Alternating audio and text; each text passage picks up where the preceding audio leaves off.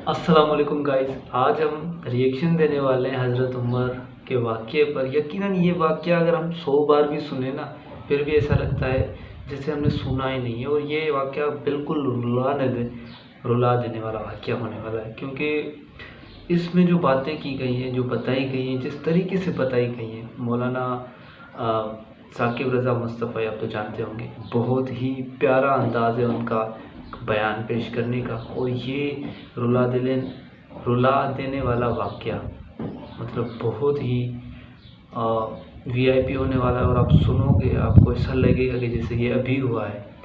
हम भी सुनेंगे, आप भी सुनोगे, देखते हैं कैसा लगता है। तो चलो बगैर किसी वेस्टेज ऑफ टाइम की वीडियो को करें स्टार्ट। चलो स्टार्ट करते हैं। हजरत उमर दिन को तख्ते हुकूमत पे बैठते थे और उनका तख्त को सोने जबरजद का नहीं था, मस्जिद नबवी की चटाई थी। और सारा दिन वहां बैठ के लोगों की बातें सुनते। और जब रात के अंधेरे गहरे होते, उमर भेष बदल के मदीने की गलियों का गश्त करते। कहा तुम्हारे घर से धुआं निकल रहा है और बच्चे रो रहे हैं, उनको खाना क्यों नहीं देती? कहने लगी उमर की जान को रो रही। उमर के पांव तले से जमीन निकल गई। कहा क्या हुआ? कहा 3 दिन से हमारे यहां खाने के लिए कुछ नहीं है। रोजाना बच्चे रोते हैं और मैं हंडिया के अंदर पत्थर डाल करके नीचे से आग डालती रहती हूं कि बच्चे इंतजार कर करके सो जाएंगे। कम वक्त सो भी नहीं रहे और वो पत्थर पकेंगे भी क्या। और मैं उमर की जान को रो रही हूं। हजरत उमर का कलेजा दहलने लगा। फौरन पलटे, वापस बैतुल माल में आए, घी का एक कनस्तर लिया, आटे की बोरी ली, मिर्च मसाला जात बहुत कुछ उठाया, अपने कंधे पे रखा, बोरी अपनी कमर पे ला दी। उमर बैतुल माल से निकले तो आपके खादम असलम ने देख लिया, आगे बढ़ा, कहा मेरे आका मैं उठाता हूं। उमर की आंखों में आंसू है। कहा असलम कयामत के दिन मेरा बोझ उठा लोगे? कहा कयामत के दिन तो अपना अपना बोझ उठाना पड़ेगा। कहा उमर को आज अपना ही उठाने दो। हजरत उमर वो घी का कनस्तर और वो आटे की बोरी सर पे उठाए हैं और उस खातून के घर जाते हैं और दस्तक देते हैं। वो जब देखती है उसकी जान में जान आ जाती है। कहा जल्दी जल्दी आटा गूंदो। और उमर सब्जी काटने लग जाते हैं। हजरत उमर रज़ी अल्लाह ताला अन्हो सब्जी तैयार कर देते, उधर आटा गूंद जाता है और फिर ऊपर चूल्हा रखा जाता है, चूल्हे के अंदर आग रखी जाती है, वो खाना पकाने लगती है, आग बुझती है। तारीख ने लिखा है आग बुझने लगती है, उमर झुक करके फूंके मारता है। उमर झुक झुक के फूंके मारता है। खाना पक गया और बच्चों के सामने खाना रख दिया, बच्चे खा रहे हैं। अब बच्चे रो रो के निढाल हो चुके थे। हजरत उमर अपने हाथों को और अपने घुटनों को और अपने पांव को जमीन पे लगा के, जिस तरह बकरी का बच्चा चलता है, वेड़े के अंदर कभी इधर चलते हैं कभी इधर चलते हैं, ताकि बच्चे मुझे देख के खुश हों और दिल में कहते उमर जितना रुलाया है अब इतना हंसाना भी पड़ेगा। तो कभी उमर अमीरुल मोमिनीन, ये मैं किसी आज के जो है वो लोगों के वोटों पे मुंतखब होने वाले हुक्मरान की कहानी नहीं सुना रहा, मैं उस उमर की कहानी सुना रहा हूं जो 23 लाख मुरब्बा मील का हुक्मरान है, आधी दुनिया का बादशाह है। हजरत उमर जो है जिस तरह बकरी का बच्चा चलता है, इस तरह अपने हाथ और अपने घुटने जमीन पे टेक करके जो है वो इस तरह चलते हैं। बच्चे उमर को देख के मुस्कुराते हैं। जब बच्चे मुस्कुराने लगे तो हजरत उमर ने उस खातून से कहा बुढ़िया उमर को माफ कर दे। उसने कहा तू इतनी हमदर्दी क्यों करता है? कहा उमर बेचारा बड़ा फंसा हुआ है, फिक्र है उसको यरमूक को, फुस्तात हुलवान की, जब फतह है मिस्र तो तैयारी है ईरान की, आते जाते वफद से मुलाकात भी करता होगा और शब को मालूम हालात भी करता होगा।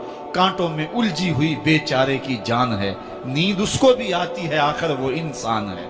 मेरी बहन उमर को माफ कर दे।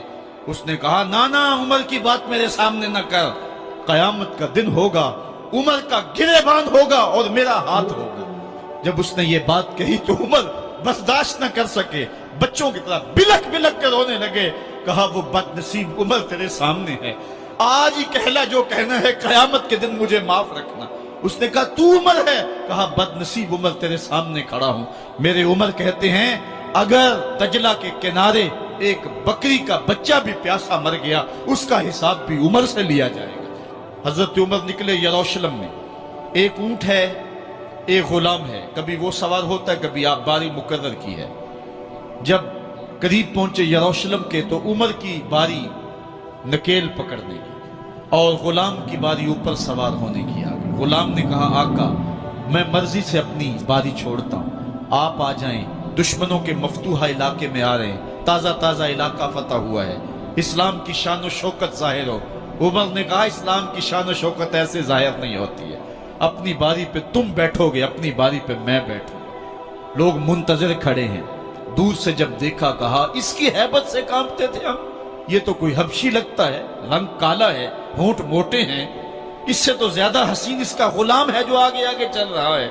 حضرت ابو عبیدہ نے کہا دھوکہ کھا رہے ہو، ہمارا آقا وہ نہیں ہے جو اونٹنی کے اوپر سوار ہے، ہمارا آقا وہ ہے جو لگام تھامے آگے آگے چل رہا ہے۔ حضرت عمر رضی اللہ تعالیٰ عنہ کو آگے بڑھ کے جابیہ کے مقام پہ حضرت ابو عبیدہ بن جراح نے استقبال کیا، تو حضرت عمر آگے بڑھے اور انہوں نے آگے بڑھ کر کے حضرت ابو عبیدہ کے دونوں کندھوں پہ ہاتھ رکھا، اور سنو حضرت عمر نے کیا کہا لا الہ الا اللہ انا کنا اذل قوم فاعزنا اللہ بالاسلام۔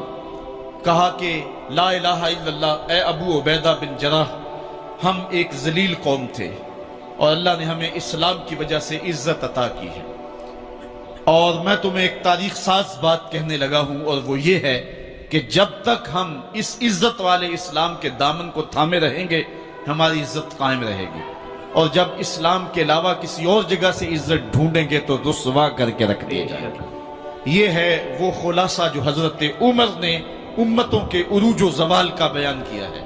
اس امت کو جو خیرات ملی ہے تخت و تاج کی، وہ پینٹاگون سے نہیں ملی، وہ واشنگٹن سے نہیں ملی، وہ وائٹ ہاؤس سے نہیں ملی، وہ محمد عربی کے جوڑوں کا صدقہ ملی ہے۔ اس لیے جب ہم نے اسلام سے انحراف کیا، پاکستان حاصل کیا گیا تھا، پاکستان کا مطلب کیا؟ لا الہ الا اللہ۔ ہم نے اس نعرے کو چھوڑ دیا ہوا ہے، ہم نے انحراف کر دیا ہے۔ آج ہماری نظریں مغرب کی طرف لگی ہیں کہ تخت و تاج اس سے نصیب ہوتے ہیں، اور دنیا کے اوپر ہم رسوا ہو کے رہ گئے۔ ہماری پستی، ہماری زبوحالی، ہماری ذلت کا سبب یہ ہے کہ جس جگہ سے ہمیں عزت ملی تھی ہم نے وہ مرکز ہی چھوڑ دیا ہے۔ اس مرکز حیات کو، اس مرکز زندگی کو، اس مرکز عزت کو ہم نے چھوڑ دیا ہے، اور دنیا کے اوپر ہم رسوا ہو رہے ہیں۔ انہی حضرت عمر کی کہانی ہے۔ وادی تہامہ سے گزر رہے تھے کہ بچوں کی طرح بلک بلک کے رونے لگے۔ کہا عمر جوان آدمی ہو اور بچوں کی طرح بلک کے رو رہے ہو؟ کہا تم نہیں جانتے، مجھے بچپن کی کہانی یاد آ گئی۔ کہا کیا کہانی ہے؟ کہا یہی عرض تہامہ تھی، میرے باپ خطاب نے مجھے 5 اونٹ دیے تھے، کہا انہیں لائن میں کھڑا کرو سیدھا۔ میں آگے والا سیدھا کرتا تھا، پیچھے والا ٹیڑھا ہو جاتا، پیچھے والا سیدھا کرتا، آگے والا ٹیڑھا ہو جاتا۔ میرے باپ خطاب نے مجھے بڑا مارا۔ کہا ایک عرب کے بیٹے ہو کہ تم سے 5 اونٹ لائن میں کھڑے نہیں ہوتے؟ کہا ایک زمانہ عمر پہ وہ تھا کہ اس سے 5 اونٹ لائن میں کھڑے نہیں ہوتے تھے، اور آج شرق سے لے کر غرب تک 23 لاکھ مربع میل کی حکمرانی، اور انسان بھی لائن میں کھڑے ہیں۔ یہ محمد عربی کے جوڑوں کا صدقہ نہیں ہے تو اور کیا ہے؟ عمر سے تو 5 اونٹ لائن میں کھڑے نہیں ہوتے تھے۔ یہ تھا آج کا ویڈیو، یقیناً بہت ہی ایموشنل تھا، بہت ہی امیزنگ تھا، اور یقین کریں ان کی تو باتیں ہی کیا کریں، جن کے طریقے ایسے تھے، اور یہ تو حضرت عمر تھے۔ اگر ہم کمپیئر نہیں کریں، لیکن ہمارے محمد مصطفیٰ جو ہمارے لاسٹ نبی ہیں ان کا کیا اخلاق ہوگا، اور ایسے کئی صحابی ہیں جو اپنے اخلاق سے ابھرے ہیں۔ ہمارے نبی نے ہمیں اخلاق سکھایا ہے۔ جنگیں لڑنا تو الگ بات ہے، لیکن اسلام کی پہچان اس کے اخلاق سے ہے، ہمارے نبی کی پہچان اس کے اخلاق سے ہے، ہمارے صحابہ کی پہچان ان کے اخلاق سے ہے۔ ہر ایک مسلمان اپنے اخلاق سے جانا جاتا ہے کہ وہ مسلمان آ رہا ہے۔ ہمیں بھی اپنا اخلاق اچھے کرنے چاہیے، اور ملتے ہیں ایک اور ہی ایسی امیزنگ سی ویڈیو میں۔ اپنا بہت سارا خیال رکھیے گا، اپنی فیملی کا بہت سارا خیال رکھیے گا۔ اللہ حافظ۔